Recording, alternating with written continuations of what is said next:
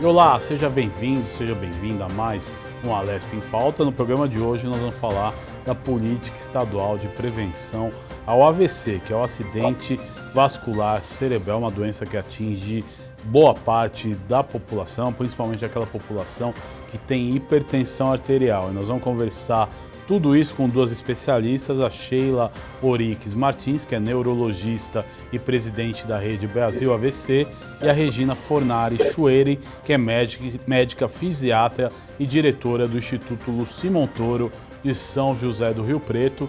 Sejam muito bem-vindas, muito obrigado por aceitar o convite da Rede Alesp. Vamos começar, Regina, você fazer uma explicação aí básica do AVC. Vocês duas podem dar um complemento uma na outra, mas eu vou começar saudando a Regina. Bem, é um prazer estar conversando com todos vocês. Um abraço a toda a Rede Alesp que está nos vendo. O acidente vascular cerebral é uma das causas mais importantes de incapacidade no mundo inteiro e aqui no Brasil também. Sua causa principal é justamente o que você falou, a hipertensão arterial, essa inimiga silenciosa que nós temos, né? Muita gente não afere a pressão arterial e acaba sendo surpreendida com um caso de uma interrupção da sua circulação cerebral, determinando incapacidades importantíssimas como a hemiplegia, como a capacidade de fala, a capacidade de marcha. Além disso, é importante a gente saber os sinais e sintomas que antecedem ou que anunciam o AVC, que a nossa colega neurologista Sheila pode falar até melhor do que eu, já que ela é uma neurologista e que está na linha de frente desse atendimento que deve ser muito rápido, para que não tenham sequelas que serão levadas para o centro de reabilitação onde a gente trabalha. Doutora Sheila, importante a sua consideração e quais os sintomas e como a gente faz para prevenir, né, essa doença que é muito séria e faz vítima vários brasileiros todo ano, apesar do Brasil ainda ser referência em controle da pressão arterial em relação a outros países. Doutora, explica um pouco para a gente como é que funciona o mecanismo dessa doença. Bom, então, como já foi falado, em primeiro lugar, é um prazer estar aqui com vocês, né? E a gente falar desse assunto que é tão importante. Como já foi falado pela Regina, o acidente vascular cerebral, ele acontece subitamente e é fundamental a gente reconhecer os sintomas. Ele acontece de dois tipos, o AVC isquêmico, então quando falta circulação numa região do cérebro, e essa região onde faltou a circulação vai causar um sintoma neurológico focal, ou ele pode ser hemorrágico quando espalha sangue pelo cérebro, mas os sinais de alerta, eles são muito semelhantes. Então, qualquer paciente que tenha subitamente perda de força ou dormência, mais comumente numa metade do corpo, dificuldade para falar ou entender a fala, dificuldade para enxergar em um olho, nos dois olhos ou numa metade de cada olho, tontura, que se manifesta como uma sensação rotatória associada à falta de equilíbrio, falta de coordenação, e dor de cabeça insuportável de início súbito, diferente do habitual. Qualquer desses sinais, isolados ou em conjunto, até prova em contrário, são um AVC e o paciente tem que se direcionar para um hospital preparado para o atendimento, que é um centro de AVC, que, como a Regina falou, o atendimento tem que ser muito rápido, para que o paciente possa receber tratamento e diminua a chance de sequelas que necessitem de reabilitação. Mas a gente pode prevenir, né? Que foi a tua outra pergunta. Como que a gente previne isso? Se a gente pensar em fatores de risco, o principal fator de risco é a pressão alta, mas outros fatores de risco modificáveis correspondem a 90% das causas do AVC. E se a gente atuar sobre eles, a gente pode diminuir 80% dos casos de AVC. Então, além da pressão alta, que é muito importante, colesterol elevado, diabetes, que é o excesso de açúcar no sangue, fibrilação atrial, que é a principal arritmia cardíaca, que tem tratamento para evitar um AVC, tabagismo, então fumo, obesidade, sedentarismo, abuso de álcool, alimentação inadequada, depressão e estresse. Esses são os principais fatores de risco modificáveis, onde a gente pode reconhecer nossos próprios fatores de risco, atuar e reduzir 90% das causas. Então, prevenindo um AVC. Agora, doutora, a senhora falou de fatores que dependem, realmente são modificáveis, mas nos dias de hoje uma pessoa viver sem o estresse hoje é quase impossível. E a gente sabe que o estresse é o responsável por esse tipo, né, de acidente, outras doenças ligadas também ao coração.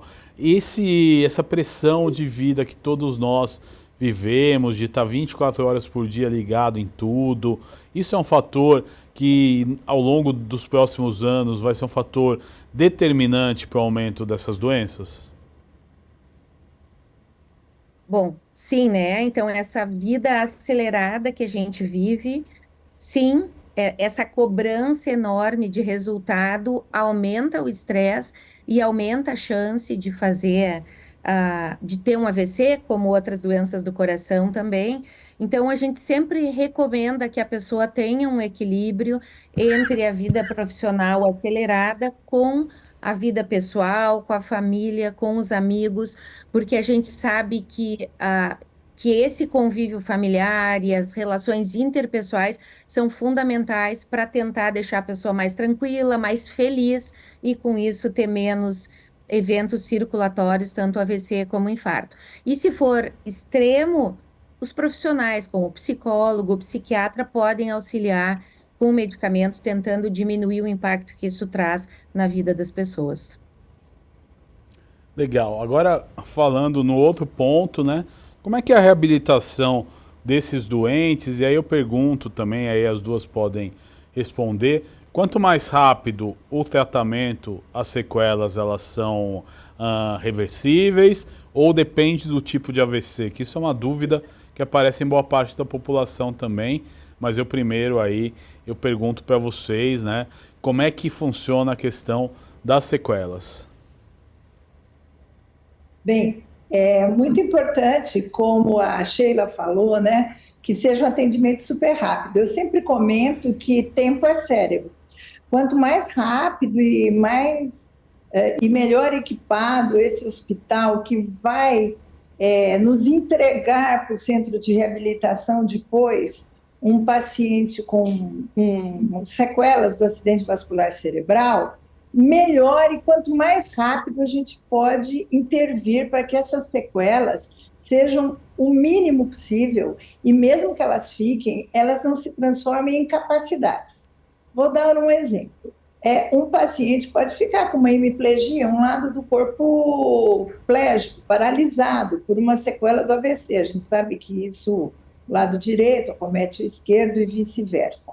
Se eu estou num centro de reabilitação, e aí a importância da rede Luci Montoro, que é uma rede mantida pelo governo do estado de São Paulo, que dividiu o estado de São Paulo atualmente em 21 áreas, com centros de reabilitação super equipados e com equipe multidisciplinar treinada e com médicos fisiatras e com tecnologia de ponta, esse paciente mais rapidamente vai transformar essa paralisia, essa afasia, que é a dificuldade de comunicação, em capacidades e uma volta para a comunidade.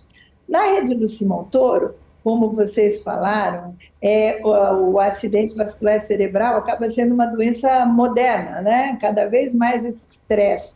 Então, o nosso olhar é um olhar biopsicossocial. Passa-se por uma triagem com um médico, um psicólogo ou um assistente social, porque a gente sabe que as incapacidades, Guga, elas transcendem a lesão. Então, atrás de uma pessoa com AVC, que teve um AVC e hoje é hemiplégico, pelo menos 1, 2 pessoas da família deixam de trabalhar ou estudar para cuidar desse paciente.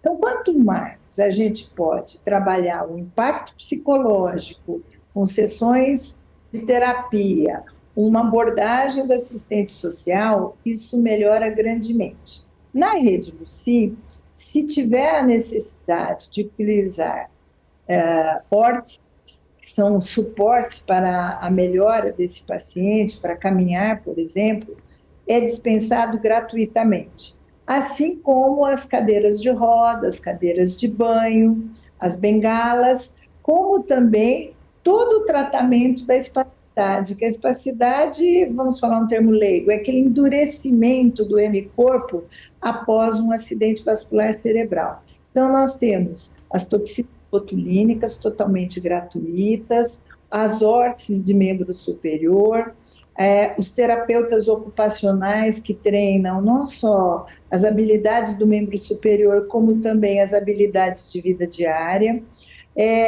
Várias unidades também possuem equipamentos tipo equipamentos de robótica para membro superior, para membro inferior, onde são treinados os pacientes. As nossas equipes de fonoaudiologia, que também são importantes nos casos de distúrbio de comunicação, elas atuam prontamente e utilizando não só técnicas fonoaudiológicas, como também o uso de laser e outros tratamentos para melhorar a comunicação desse paciente, tudo isso permeado por uma psicóloga, um psicólogo, que vai dar o suporte para essa família que nesse momento está com essa pessoa incapacitada. Queria lembrar uma coisa, que não é só a partir da quinta década que se tem AVC, nós também estamos cada vez mais com jovens. Nossos centros de reabilitação, temos estudantes universitários, quer dizer, na época mais produtiva da vida, eles acabam tendo um acidente vascular encefálico. Por essa vida louca que está todo mundo tendo, abuso de álcool, sedentarismo, estresse e tudo mais. Então, a abordagem, tem um estudo que um paciente de 3 a 6 meses para chegar na frente de um serviço especializado em reabilitação. O nosso desafio é trazer cada vez mais rápido esse paciente para do centro de reabilitação para minimizar as sequelas. E a gente consegue fazer isso com prontuários online, todos eles da Secretaria de Estado da Saúde do Governo do Estado de São Paulo. Interessante toda essa questão. Agora, você falou, né, em pacientes que cada vez mais jovens têm o AVC. O paciente jovem, ele tem mais poder de recuperação? Como é que funciona isso na visão da reabilitação? Bem, na minha visão, né, minha visão quando eu falo, na visão da reabilitação, depende da área, da extensão do acidente vascular cerebral, né? Então, se ele pega áreas mais nobres, a reabilitação é um pouco mais morosa do que outras, né? Mas o fator idade é importante no sentido contrário. Explico. O paciente mais velho, ele pode ter essa hemiplegia, mas ele tem junto também a sarcopenia, que é a musculatura mais, aspas, fraca, né? Uma hipotrofia mais generalizada, não dependente da área neurológica. Então, por isso a importância de ter um nutricionista junto. Mas, realmente, um paciente que está com as suas funções cognitivas superiores preservadas, ele sendo mais jovem ou mais velho, isso também ajuda a determinar o poder de reabilitação dele. A Sheila pode falar mais um pouco. Importante, né, Sheila, desculpa. você fazer essa colocação. E aí eu lhe pergunto também, tem a ver os AVCs nos jovens com algum tipo de má formação das artérias, algum tipo de coisa, fatores que sejam nasceram com a pessoa e não que ela adquiriu através desse monte de fatores? Me conta um pouco sobre isso também. Sim, tá. Então, primeiro falando sobre a capacidade de recuperação, que a Regina já falou muito bem. realmente eles têm um potencial melhor, mas a gente tem um grande problema quando eles chegam na urgência. As pessoas não acreditam que o paciente jovem tem AVC.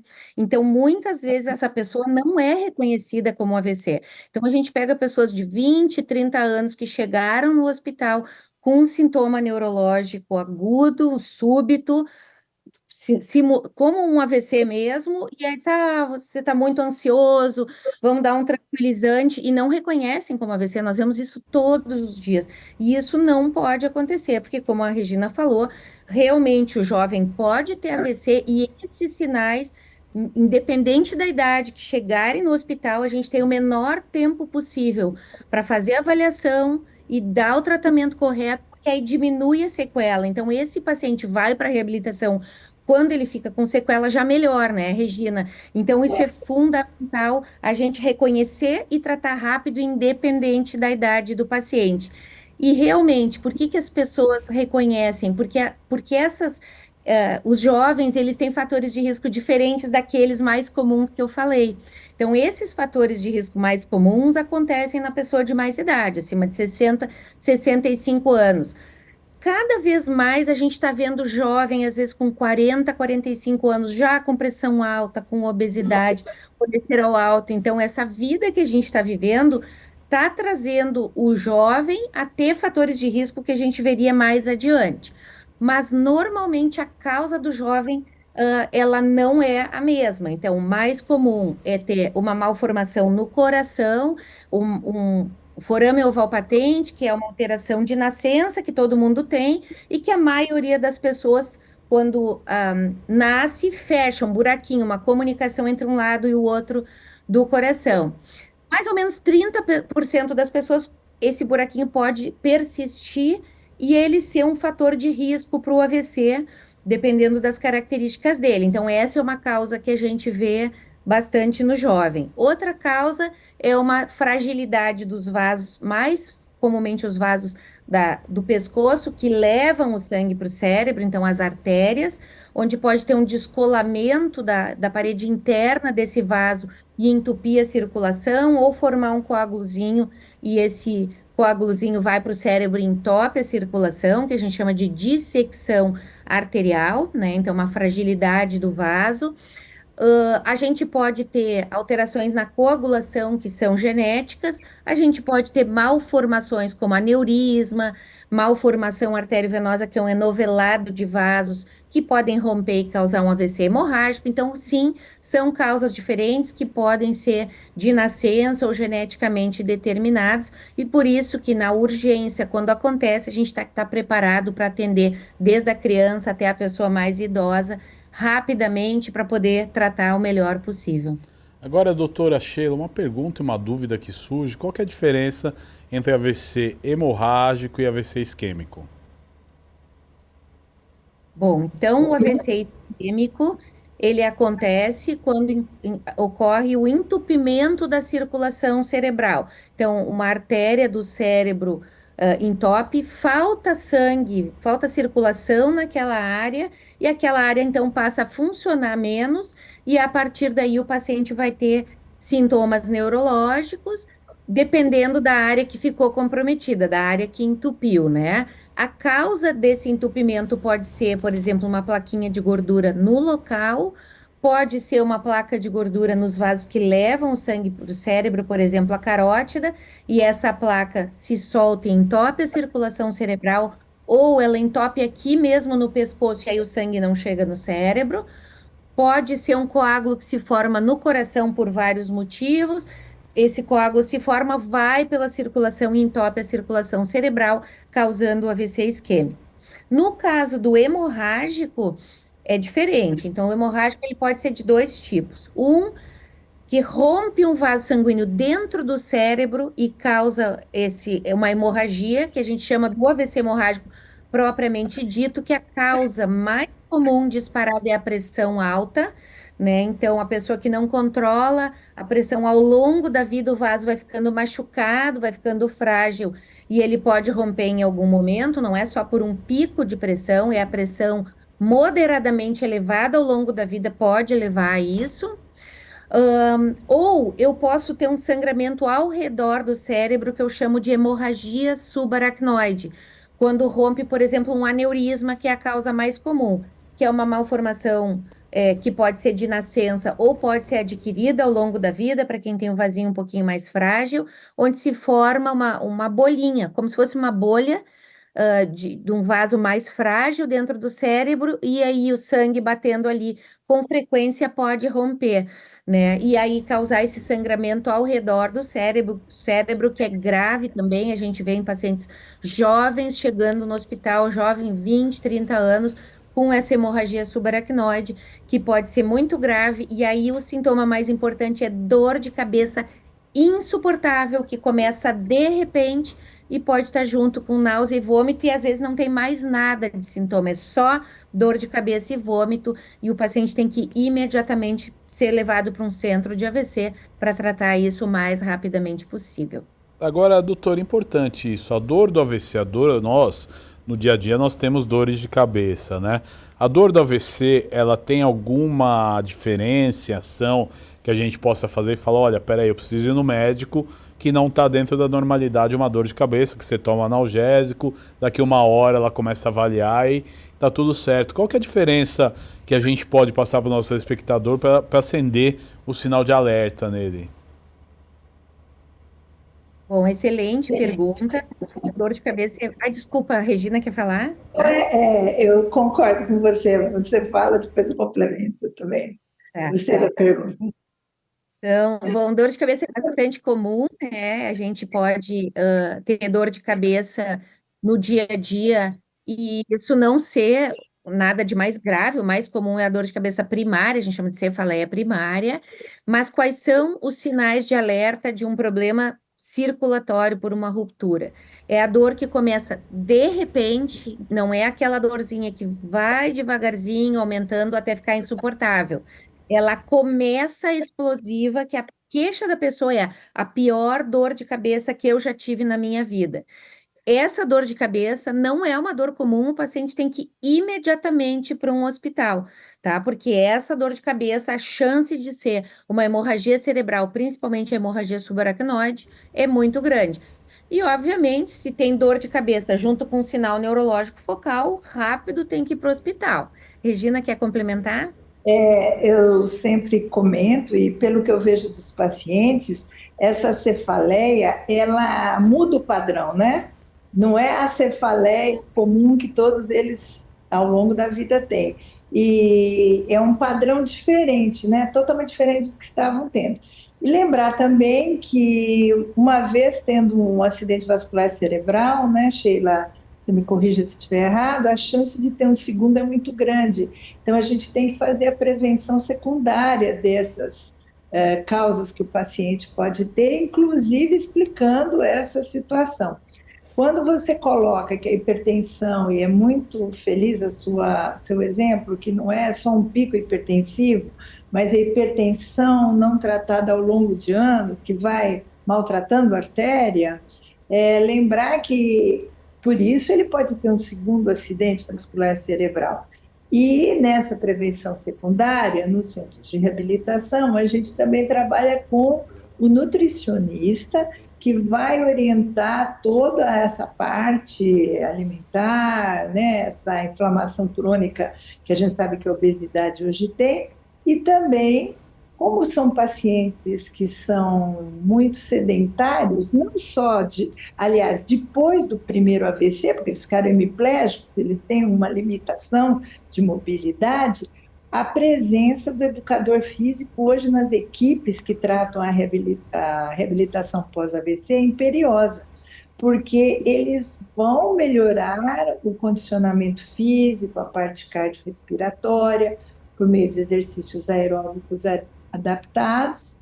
Hoje mesmo a gente estava recebendo mais 2 esteiras, que a gente sabe que a marcha, mesmo na fase aguda do AVC, isso dentro do nosso departamento de educação física na rede Luci Montoro, as esteiras com aqueles sistemas de contenção, né, como se fossem uns guinchos, que é esse tipo de treino de marcha, mesmo antes do paciente adquirir uma marcha, auxilia muito do ponto de vista da neuroplasticidade. Então é importante a gente lembrar disso. Legal, importante tudo isso. Nós vamos para um rápido intervalo nesse Alesp em Pauta, que trata hoje do tema AVC, e daqui a pouco a gente volta com muito mais informação para você que assiste a programação da Rede Alesp. Até já.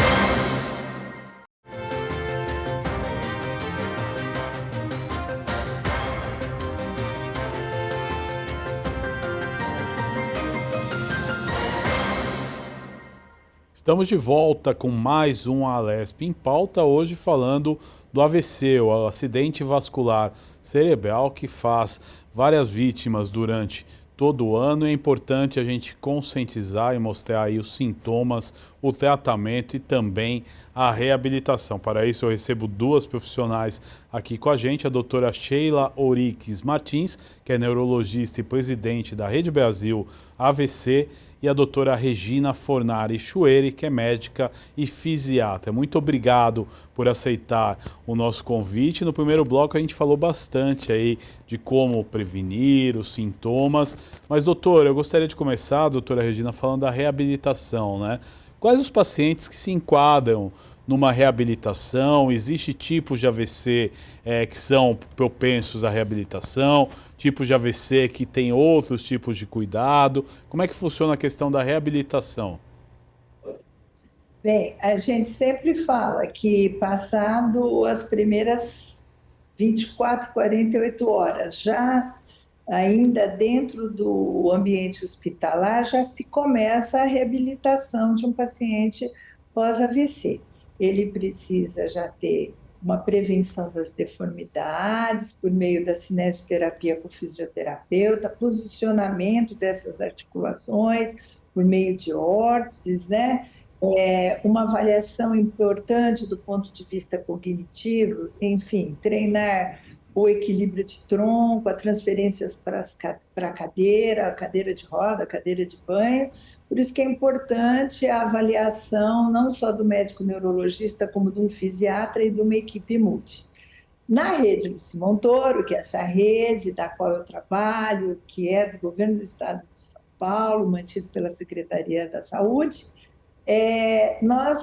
o paciente tendo alta, ele é encaminhado dentro das regiões do estado de São Paulo. Como eu falei, nós temos 21 unidades para esses centros de reabilitação especializados, multiprofissionais.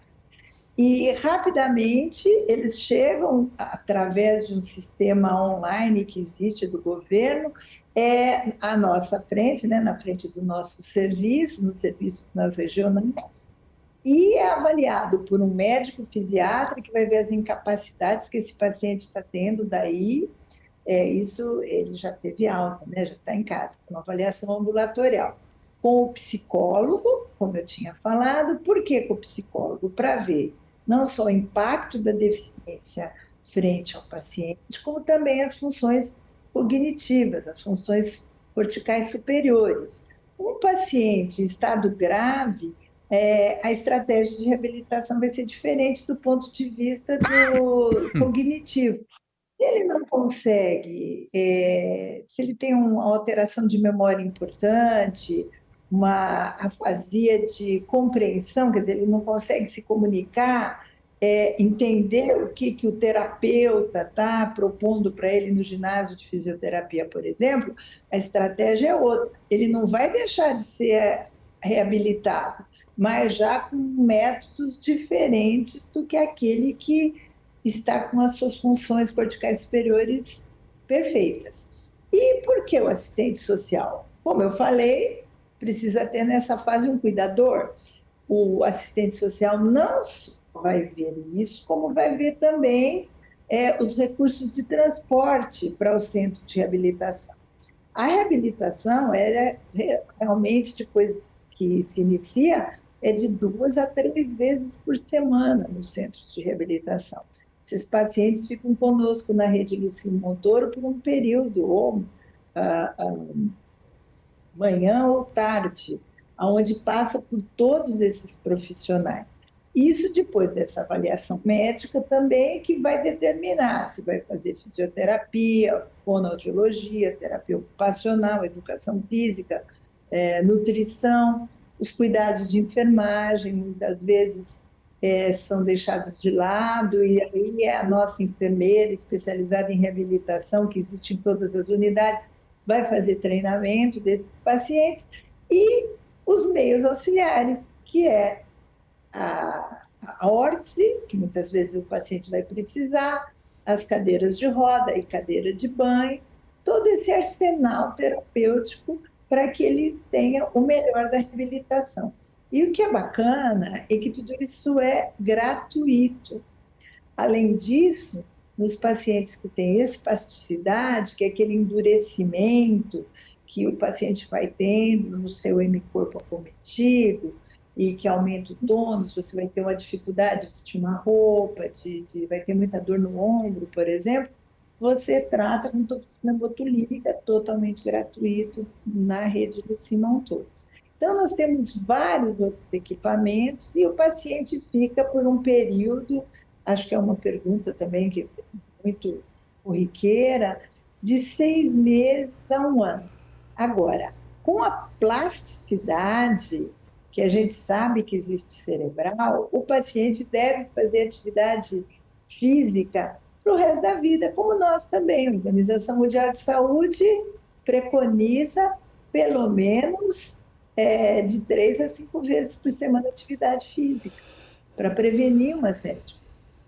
Então, o centro de reabilitação é um lugar de transição, para daí, com os recursos da comunidade, o paciente continuar a sua caminhada frente à promoção de saúde. Eu gostaria de também colocar que os jovens são encaminhados para o emprego apoiado, que é um programa que nós temos também, onde a pessoa com deficiência, aqueles jovens acometidos do acidente vascular cerebral, eles podem aprender uma outra habilidade para se inserir no mercado de trabalho, que é muito importante. Legal, importante as colocações. Agora, a doutora Sheila, o que a senhora pode acrescentar em relação à reabilitação, né? A gente sabe que às vezes tem pacientes que ficam 100% acamados. E aí, como é que funciona a reabilitação desses pacientes? Olha, eu tenho muito a acrescentar em relação à reabilitação, porque se a gente tivesse que escolher o maior gargalo no tratamento do AVC no Brasil, é a reabilitação. O Luci Montoro é fantástico, é um modelo que eu desejaria que a gente tivesse em todo o país e com acesso aos nossos pacientes, porque na maior parte do nosso país, com o Programa Nacional de AVC do Ministério da Saúde, a gente conseguiu qualificar a reabilitação no hospital, nos centros de AVC, com toda essa equipe multidisciplinar que a Regina falou. Mas quando sai do hospital, o paciente demora a conseguir acesso a um serviço de reabilitação. Claro, o Luci Montoro é um modelo, mas ainda é muito pouco, né? Para a gente pensar num país do nosso tamanho, a gente não tem em todo o Brasil. Então, o paciente sai e ele não tem acesso rápido. Quando a gente avalia isso, ele leva meses para conseguir acesso, para começar a reabilitação, que é fundamental nessa fase precoce, e muitas vezes está espalhado numa cidade, a gente não tem centros de reabilitação adequados para fazer uma reabilitação que aquele paciente precisa, desenhado para a necessidade dele. Então, a gente está tentando trabalhar com isso, Regina, para ter mais Luci Montoros no Brasil, ou serviços desse tipo qualificados. Então, a gente está trabalhando num programa de auxílio para a implementação e certificação desses centros de reabilitação, numa tentativa de qualificar e trabalhar junto com o gestor de saúde para que realmente o paciente tenha acesso quando ele precisa, porque é fundamental. É uma sugestão, e o que tem nos ajudado muito, realmente, eu trabalho numa rede do governo do Estado de São Paulo, que é excelente. Mas como médica fisiatra e a Sociedade Brasileira de Fisiatria, ela também tem um programa que é qualificar também os municípios. E a gente lembrar que também existe o SER, que é o Centro Especializado em Reabilitação de Profissionais, que também tem já mudado. Claro que é um momento, né? A gente ainda tem que caminhar muito na reabilitação e que isso ajuda bastante. Mas o que eu aposto muito agora é na telemedicina. A telemedicina tem colocado a gente agora um pouco na rede do Montoro e também fora da rede, eu sou professora universitária, então aqui na Faculdade de Medicina, a gente chegar com essa informação lá longe, né, nos nossos irmãos lá do Norte, do Nordeste. O Rio Grande do Sul tem excelentes centros de reabilitação, né? É uma medicina também brilhante, tenho grandes amigos fisiatras aí, colegas, então eu conheço muito bem a realidade de vocês. Mas acredito que a telemedicina, a telereabilitação vai conseguir fazer isso. A gente fez isso na época do Covid, né? E eu acredito que isso vai ajudar muito. E muito bacana essa campanha de vocês aí, esse programa, porque precisa não só isso, como também tratar rapidamente na fase aguda, né? Que você já colocou, que é muito importante, porque as sequelas são menores. Quando eu pego um paciente que fez trombólise, ele está muito melhor para ser reabilitado. Isso é uma realidade que precisamos trazer para o Brasil inteiro. Exato, uma realidade que é importante, né? Que o Brasil inteiro não tem. Mas como não é todo mundo, né, que vai ter no Cimontor a oportunidade de estar no Cimontor, doutora, a senhora como fisiatra, a senhora citou, né, o programa da Sociedade Brasileira de Fisiatria, mas o telespectador que nos assiste, que não conseguiu ter acesso, como ele deve agir? Existe alguma possibilidade, né, de... na verdade, a pessoa que passa por uma situação dessa, ela fica muito perdida. Então eu queria saber as outras possibilidades, porque infelizmente a gente não consegue dar acesso para todos que precisam, né? Você está falando do estado de São Paulo? Estado de São Paulo e lógico, a gente está vendo o Brasil, mas a discussão, o foco é o estado de São Paulo. Então quais as alternativas que aparecem para os familiares que nos assistem e de repente não têm acesso a um serviço de excelência por várias condições e motivos? Bem, toda cidade no estado de São Paulo, como eu falei, ela está distribuída em territórios, que são as divisões regionais de saúde, DRS. São 16 no estado de São Paulo, 16 DRS. 16, né? Muito Exato. bem lembrado. Ela pode procurar as unidades básicas de saúde, as suas diretorias, que vão transferir online um pedido de avaliação dentro da rede do Cimontor, porque, como eu falei, estão espalhadas no estado inteiro. Agora, nos 660 municípios, acho que nós somos 660? 645. 660. Oh, 645. Obrigada. Então, sempre tem um programa de reabilitação na cidade. E uma outra ação da rede do Cimontor é fazer matriciamento desses pequenos serviços nas suas regionais. Então, isso é assegurado no SUS e que você pode procurar. Todo serviço, toda a cidade tem pelo menos um fisioterapeuta e alguém que pode, na unidade básica de saúde, encaminhar o paciente para a rede Luci. Ou então, por esse matriciamento, que é um treinamento online dos profissionais de saúde de reabilitação das regiões, das DRS, também tem um trabalho de excelência. Muitos dos nossos pacientes, quando têm alta, eles retornam para as suas cidades, né? Ficam na cidade. Aliás, eles vão e voltam pelo transporte solidário que os municípios têm.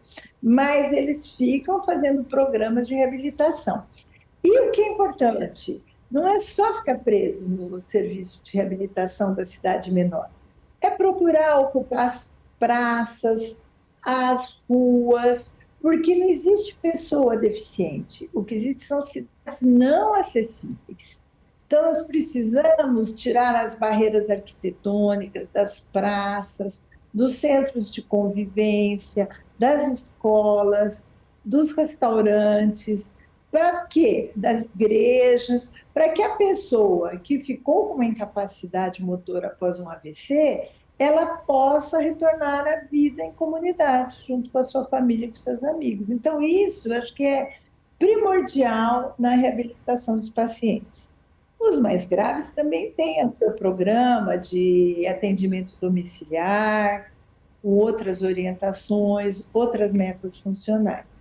Mas o principal, nesse sentido, que eu acho, é o nosso Estado, e ele já está apontando para isso, que é ter essa eliminação das barreiras arquitetônicas, que é muito importante. Esporte adaptado, o Brasil é um celeiro de esporte, né?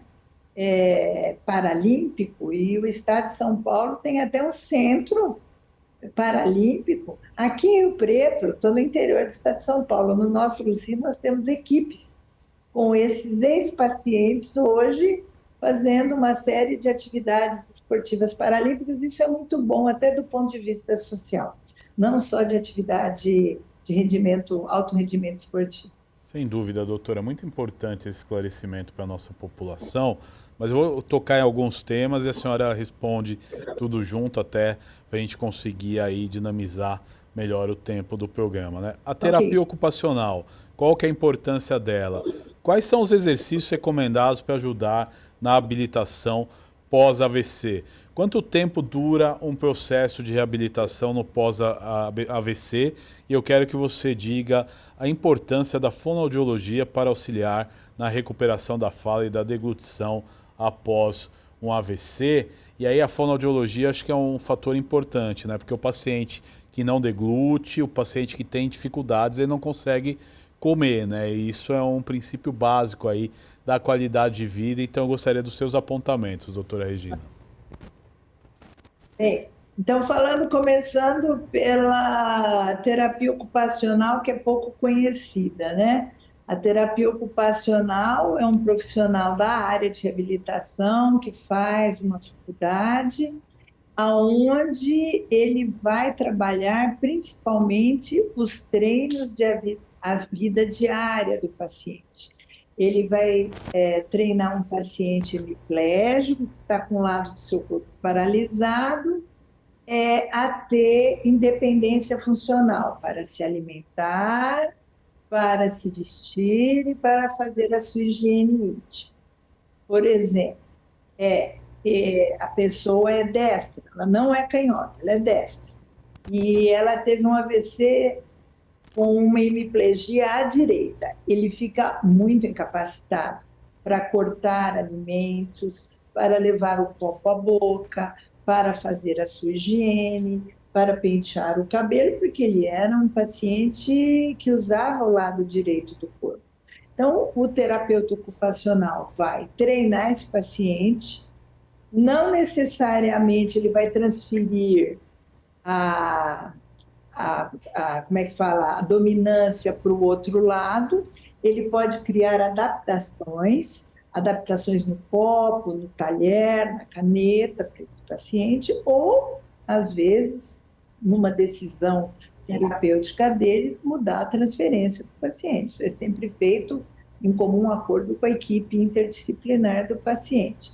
Além disso, ele vai trabalhar, existe a terapia do espelho, que é uma terapia muito importante, que ele usa um espelho, faz atividades bimanuais, vai confeccionar as órteses de membro superior, ou vai prescrevê-las.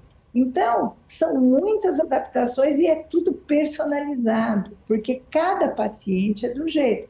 Eu já tive pacientes que queriam era amarrar o cabelo, pentear o cabelo, se maquiar, e estavam sentados na cadeira de rodas, não tinham uma independência na marcha. O que eles queriam era aquilo. Então, a terapeuta ocupacional ela vai trabalhar aquilo em comum acordo com o paciente, família e terapeuta. Quanto à área de fonoaudiologia, eu reputo uma das mais importantes. Tem um trabalho americano que, quando coloca o que o paciente, a família do paciente quer, que ele deambule, retorne à deambulação ou a comunicação?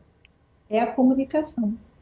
Talvez porque as barreiras arquitetônicas e o direito de ir e vir previsto na Constituição aqui no Brasil e também nos Estados Unidos, lá já estão sem barreiras arquitetônicas, eles se viram bem com a cadeira, tudo mais, né? Cadeira de rodas.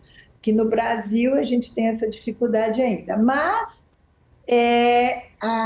os treinos de comunicação alternativa por meio de pranchas, por meio de celulares, para aqueles casos de distúrbio de comunicação são super importantes, e a deglutição também, que são feitos outros tipos de exercícios, estímulos com laser, com aqueles adesivos que são colocados, né, na face, muita gente já viu.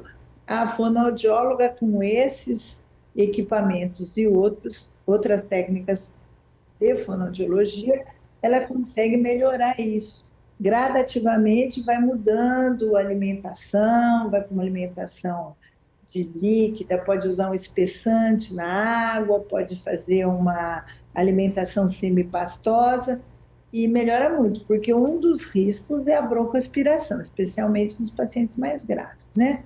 Mas um trabalho de fono é fundamental. Agora, qual que é o sucesso de um trabalho desse, né? Por exemplo, você reverter um paciente que broncoaspira para voltar à deglutição normal. Qual que é o índice efetivo de sucesso num trabalho desse? Olha, depende muito, como eu falei, tudo da lesão, né? Das áreas que sobraram e da lesão.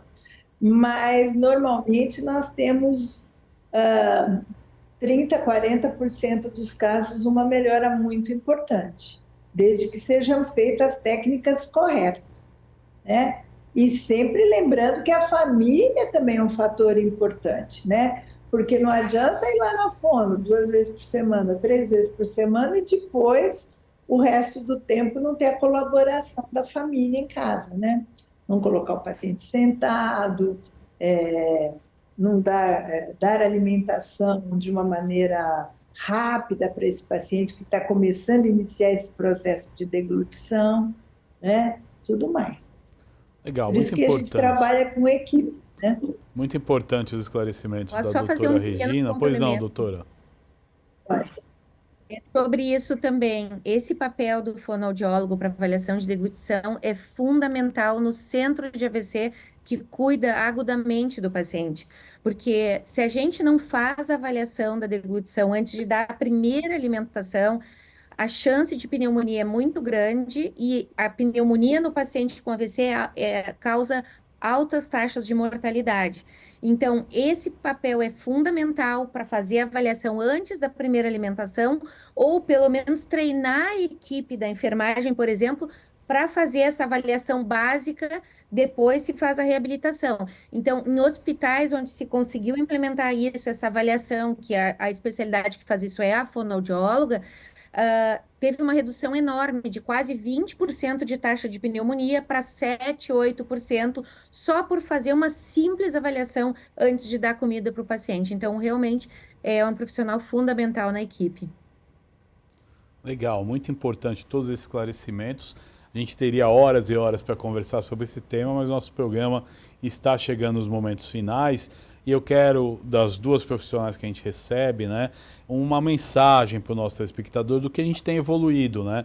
Uma das profissionais na área médica, neurológica, e a outra é fisiatra na área de reabilitação. Então eu quero um destaque final de cada uma de vocês falando do que nós temos evoluído na sua área, na questão do AVC. Eu começo agradecendo muito a doutora Sheila pela participação e o seu destaque final.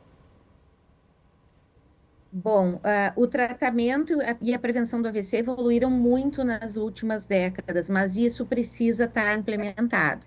O Brasil, o Ministério da Saúde tem trabalhado enormemente para que isso aconteça, para que melhore a qualidade da assistência, mas as pessoas têm que fazer a sua própria parte também.